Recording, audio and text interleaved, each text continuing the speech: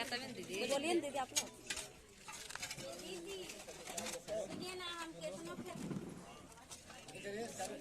लगा रहे हैं और मिर्चा लगा रहे हैं, टमाटर लगा रहे हैं। मेरा खेती अच्छा से उगिए नहीं रहा है। क्या कारण है कि मेरा खेती नहीं उग रहा है?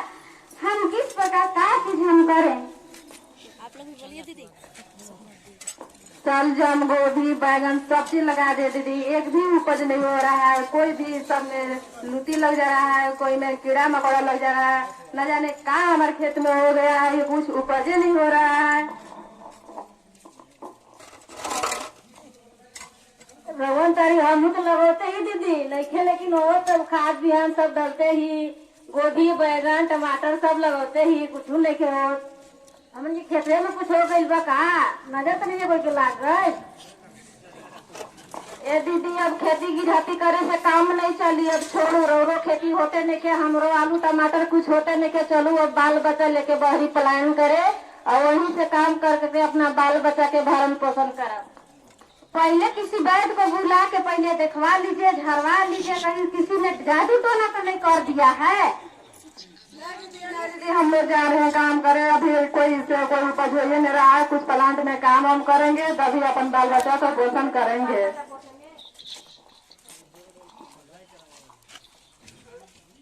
रुकिए रुकिए भैया, कहाँ जा रहे हैं? आप कौन है? हम धरती का हैं। आप लोग हमको छोड़ के कहाँ जा रहे हैं?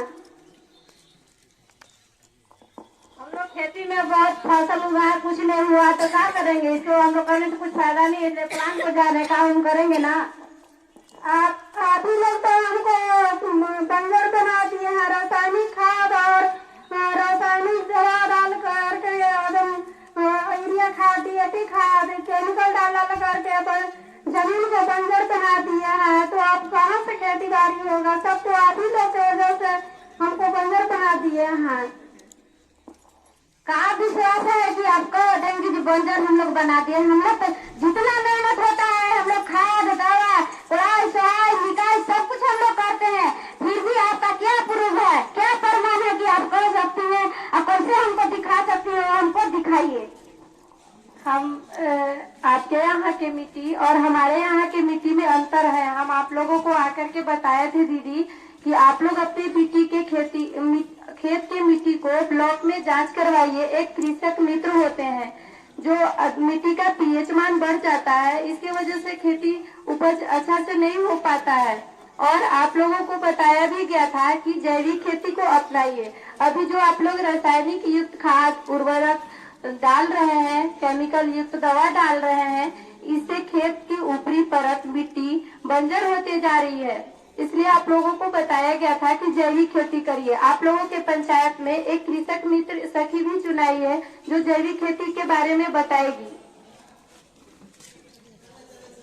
दवा और जैविक खाद यह है, जैसे कि जैविक दवा है, जैसे कि नीम पत्ता निमास्त्र दवा बनाया जाता है। गौमूत्र और नीम पत्ती मिलाकर उसको निमास्त्र दवा बनाकर छिड़काव करने से हमारे पेड़ पौधों अच्छा रहते हैं और उसमें कीड़ा मकोड़ा नहीं लगते हैं। और हमारा जैविक खाद या खाद है, जैसे कि नाडेप गोबर से नाडेप खाद तैयार किया जाता है, वही उर्वरक शक्ति को बढ़ाता है। दीदी फिर भी हम लोग का कैसे विश्वास होगा कि हम लोग आप लोग का बात मान लेंगे? और फिर भी हम लोग के कहना है कि आप यदि कहती है तो हम लोग मान भी जाते हैं। हम लोग प्लान के लिए नहीं जा रहे हैं, लेकिन फिर भी आके आपको दवा बनाना होगा, बताना होगा, उसके बाद ही हम लोग मानेंगे। ठीक है, जब आप लोग अपना खेती कीजिएगा तो हमें बताइएगा और हम नाडेप बनाने के लिए आप लोग के बताएंगे। और गोबर खाद से गोबर से बनता है। ठीक, आप लोग अब जब तक पेड़ पौधा में अगर कुछ हो जाता है तो हमें खबर कीजिएगा और हम निमास्त्र दवा के बारे में आप लोग को लाकर घर पर बना देंगे और बता भी देंगे। ठीक है दीदी, यदि आप कहती हैं तो हम लोग मान लेते हैं, नहीं जाते हैं, लेकिन आपको आना होगा और करवाना होगा, तभी हम लोग आपकी बात मानेंगे, अन्यथा नहीं मानेंगे, फिर हम लोग चले जाएंगे। ठीक है, जब आप लोग कीजिएगा तो हमें खबर कीजिएगा, हम जरूर आएंगे और आप लोग का सहयोग करेंगे। इस नाटक का यह संदेश था कि अभी जो रासायनिक युक्त उर्वरक शक्ति को कम किया जा रहा है केमिकल युक्त दवा छिड़काव करके। ये मीठा जहर है, हमारे स्वास्थ्य के लिए अच्छा नहीं है। वो उपज तो ज्यादा हो रहा है लेकिन धीरे धीरे शक्ति शरीर का कम होते जा रही है। इसलिए जैविक खेती को अपनाइए और स्वस्थ रहिए। सभी को धन्यवाद।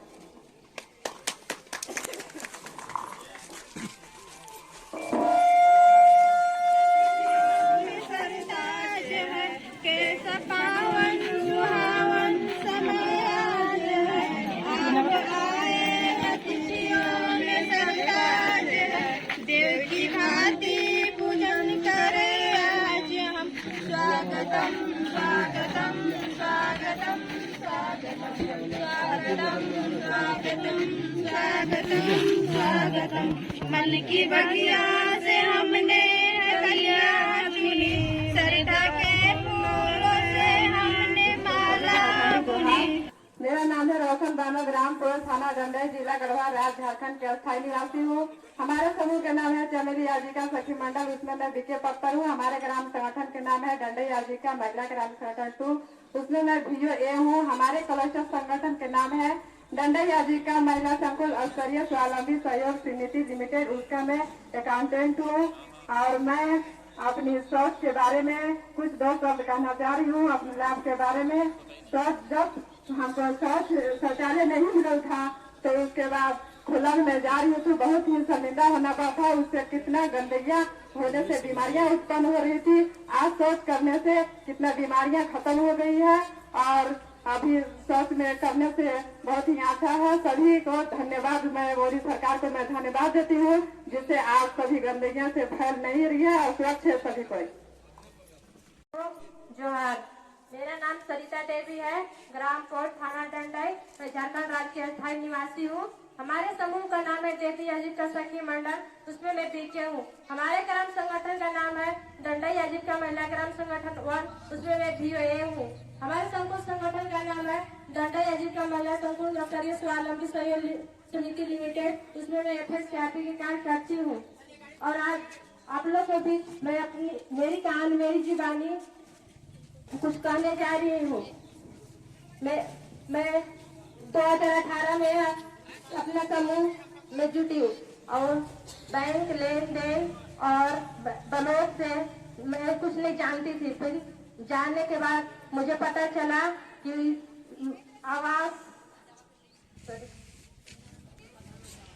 जब मुझे पता चला कि ग्राम सभा लगा है, उसमें से मुझे ग्राम सभा में जब मैं आवेदन लगाई तो मुझे आवास मिला तो मैं उसे अच्छी तरह से बनवाकर आज अच्छे तरह से अपने बाल बच्चों को लेकर उसमें निवास करती हूँ।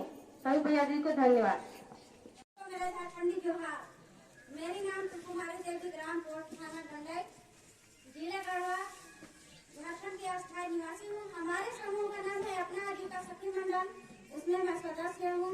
हमारे ग्राम संगठन का नाम है डंडई आजीविका महिला ग्राम संगठन 2। हमारे कलेक्टर संगठन का नाम है डंडई आजीविका महिला संकुल संगठन। और मैं आज आयुष्मान भारत कार्ड के बारे में बताने जा रही हूँ और मेरी कहानी मेरी जुबानी। जब मेरे परिवार में किसी का तबीयत खराब हो रहा था तो कहीं से भी राशि नहीं उपलब्ध हो रहा था। मैं साहूकार के पास भी जाती थी तो मिलता, लेकिन 10% पर मिलता, लेकिन वो भी समय से नहीं मिल पाता। इस कारण से मेरा घर परिवार बहुत लाचारी हालत में चल रहा था। उसके बाद मैं अपने आशा दीदी यानी संजय दीदी के पास गए तो मुझे सलाह दी कि आप आयुष्मान भारत कार्ड बनवाइए और उसमें 5 लाख रुपए की राशि आपको दी जाएगी फ्री में, जो कि आप सरकारी से भी कराते हैं तो भी, आप प्राइवेट से कराइएगा तो भी। तो मैं प्रज्ञा केंद्र में जाकर और अपना आयुष्मान भारत कार्ड बनवाई और उसी से इलाज चलता है और मेरा घर परिवार सभी सुखी संपन्न है। उसके बाद मैं सभी दीदी भैया से अनुरोध करूंगी कि सभी ने आयुष्मान भारत कार्ड बनवाइए। मैं इतना ही बारी बोलकर विराम देती हूँ। मेरा नाम सुनीता दीदी है, ग्राम पोस्ट, थाना डंडई, जिला गढ़वा, राजस्थान की मैं अस्थायी निवासी हूँ। और हमारा समूह का नाम है गेंदा आजीविका सखी मंडल, उसमें मैं बीके पद पर उपस्थित हूँ। और हमारा ग्राम संगठन का नाम है डंडई आजीविका महिला ग्राम संगठन 2, उसमें मैं ATM पद पर कार्यरत हूँ। और मेरा प्रधानमंत्री आवास योजना मिला। जैसे कि पहले हम खपड़े घर में रहते थे, जैसे बारिश होने पर पानी चूने लगता था और हमें इधर उधर होना पड़ता था। और अभी जब हमारे पास प्रधानमंत्री आवास योजना मिला तो हम अच्छे से अपने बाल बच्चा लेकर अच्छा से रह रहे हैं। नहीं अपने पानी को विराम देते हुए हमारे समूह का नाम है राजा नदी का कथित मंडल, उसमें सदस्य हूँ। हमारे ग्राम संगठन के नाम है डंडा यादी का महिला ग्राम संगठन वन, उसमें मैं काम करती हूँ। हाँ, मेरी जुबानी मेरी कहानी दो शब्द हम कुछ बताना चाह रहे हैं। हमको जब उज्ज्वला गैस नहीं मिला था, लकड़ी पे खाना बनाते थे। जब लकड़ी पे खाना बनाते थे कहाँ से लकड़ी खोज के लाना पड़ता था और लकड़ी से खाना बनाने में धुआं आती थी। धुआं होने के बाद आग से बहुत लेट चलता था और बहुत धुआं देकर होता था। घर भी खराब होता था, बर्तन भी बहुत ज्यादा खराब होता था और हम लोग का स्वास्थ्य भी खराब होता था। जब हमारे Narendra Modi ji gas Ujjwala gas launch किए थे, हमारे घर में राशन कार्ड के तहत उज्ज्वला गैस मिला। गैस में खाना बना रहे हैं तो बहुत सुविधा है। टाइम पर बच्चे लोग का नाश्ता खाना भी बना लेते हैं और अपना स्वास्थ्य भी ध्यान रहता है। यही सब करके हम अपने दादी से ध्यान देते हैं। जिला गढ़वा झारखंड के निवासी हूँ। मेरा समूह का नाम है चमेली आजीविका सखी मंडल का मैं अध्यक्ष हूँ। हमारे ग्राम संगठन का नाम डंडई आजीविका महिला ग्राम संगठन 2, उसमें मैं सचिव पद पर हूँ। हमारे CLA का नाम संकुल संगठन। हमारे यहाँ पर मैं बीमा के बारे में के बारे में पेंशन के बारे में मैं बताने चाह रही हूँ। हमारे पेंशन के बारे में जो पहले से ना नदी मिल रहा था तो यदि हो रहा था, और पेंशन मिल रहा था। बाल विवाह लड़कन को पोषण पालन कर रहे हूँ। बहुत तो दिक्कत हो रहा था और उसे मैं लाभ उठाने जा रहा हूँ। मेरी सभी को धन्यवाद। 47 तक आत्मनिर्भर और विकसित राष्ट्र बनाने के सपने को साकार करेंगे।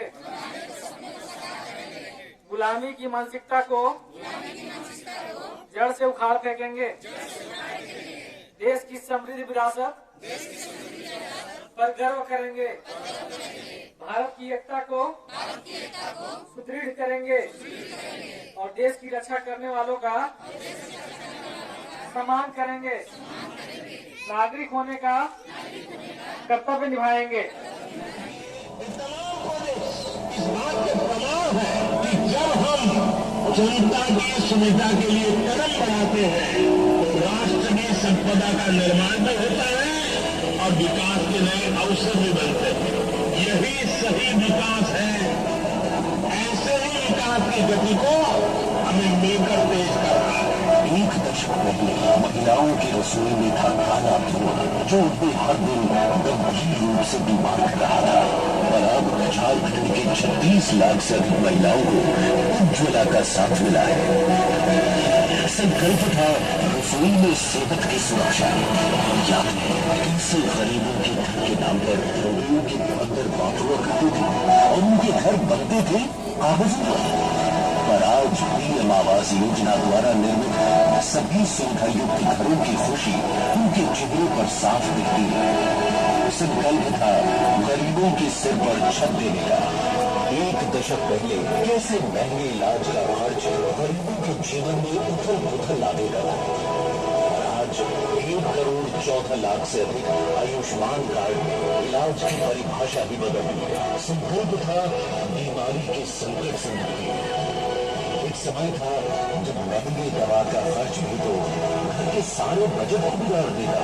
और आज PM भारतीय जन औषधि परियोजना ने गरीबों के चेहरे पर मुस्कान ला दी है। संकल्प था दवा का खर्च जीवन के अन्य सपनों को तोड़ना है। एक दशक पहले नींबू पत्थर वाले कहाँ सोच पाते थे कुछ बड़ा करने का। और आज PM स्वनिधि उनके सोच के पार उनके जीवन में ला रहा है नई खुशियाँ। संकल्प था इन्हें नई उड़ान देने का।